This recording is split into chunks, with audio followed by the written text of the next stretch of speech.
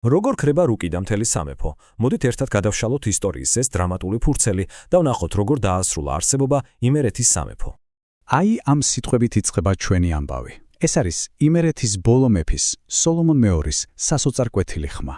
ეს არ არის უბრალოდ წერილი, ეს არის განგაში, რომელიც მთავარ კითხვას გვისმამს. როგორ მივიდა საქმე აქამდე, რომ მეფეს დახმარების თხოვნა ნაპოლეონისთვის უწევდა? ხვადა, ამ კითხვაზე პასუხის გასაცემად აუცილებელია ცოტა უკან დავიხიოთ. მოდით ვნახოთ, საიდან დაიწყო ეს ყველაფერი, როგორი იყო იმერეთის სამეფოსა და რუსეთის იმპერიის ურთიერთობის პირველი ნაბიჯები. და ყველაფრის სათავეში დგას ერთი შეხედვით უწყინარი სიტყვა პროტექტორატი. რას ნიშნავს ეს?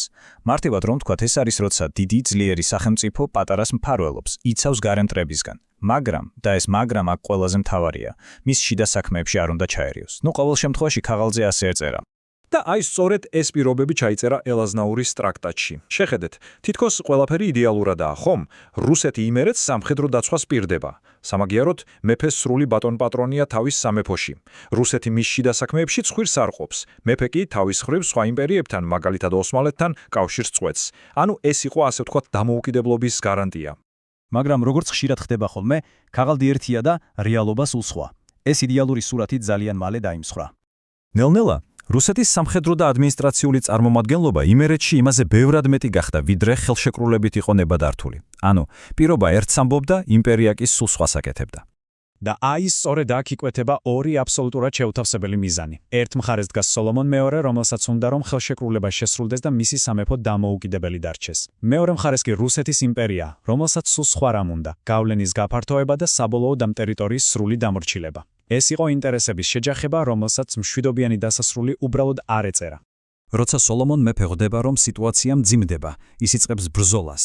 ოღონდ ჯერჯერობით დიპლომატიური გზებით, ის ცდილობს წერილებით მაინც გადაარჩინოს სამეფო. პირველი, რასაც აკეთებს, არის ის, რომ პირდაპირ წერს კავკასიის მთავარ მმართველს, გენერალ ტორმასოვს. მოთხოვნა მარტივია.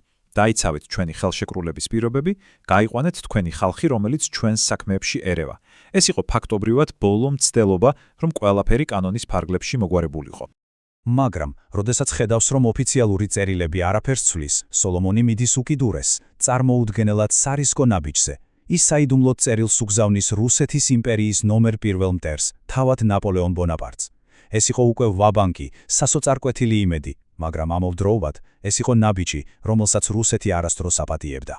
და როგორ ფიქრობთ, რა რეაქცია ჰქონდა ამაზე იმპერიას? პასუხი ალბათ არ გაგაკვირებთ. სწორედ ამას ელოდებოდნენ. გენერალმა ტორმასომა იმპერატორს მოახსენა, რომ სოლომონ მეფე თურმე სამშობლოს მტერთან, ნაპოლეონთან აწარმოებს მოლაპარაკებებს. ანუ, მეფის მცდელობა, რომ თავისი სამეფო დაეცვა, პირდაპირ ღალატად შეფასდა. ამაზე უკეთეს საბაბს იმპერია უბრალოდ ვერ ინატრებდა. და ამის მერე მოვლენები უკვე ელვის სისწრაფით ვითარდება. შეხედეთ, 1810 წელს რა ხდება? თებერვალში მეფეს ტახტიდან გადაყენებულად აცხადებენ. აპრილში სოლომონი ტყვეობიდან გარბის და სათავეში უდგება აჯანყებას. თუმცა სექტემბერში ეს აჯანყება უკვე სასტიკად ჩახშობილია და ბოლოს ნოემბერში იმერეთის სამეფო ოფიციალურად უქმდება. წარმოგიდგენიათ, სულ რამდენიმე თვეში საუკუნეების მანძილზე არსებული სამეფო უბრალოდ გაქრა. და მივადგეთ ფინალს. ამ პოლიტიკური დრამის ბოლო ყველაზე ტრაგიკულ სცენას. ეს არის 1810 წელი. თარიღი, როდესაც იმერეთის სამეფომ როგორც დამოუკიდებელმა ერთეულმა არსებობა შეწყვიტა. ასე შეიკრა წრე. ის რაც დაიწყო როგორც მფარველობა, როგორც პროტექტორატი, დასრულდა სრული ანექსიით. იმერეთის სამეფო გახდა რუსეთის იმპერიის ჩვეულებრივი ოლქი. ამით დასრულდა ბაგრატიონთა მმართველობაც დასავლეთ საქართველოში. და ეს ყველაფერი გვიტოვებს ერთ ძალიან რთულ კითხვას, რომელზეც დღესაც ბევრს დაობენ. მეფე სოლომონის წინააღმდეგობა. რა იყო ეს? ტრაგიკული შეცდომა, რომელმაც უბრალოდ დააჩკარა ის, რაც ისედაც გარდაუვალი იყო, თუ ეს იყო სუვერენული ქვეყნის უკანასკნელი ღირსეული ბრძოლა თავისუფლებისთვის? ამაზე დაფიქრება ალბათ თქვენთვის მომინდვია.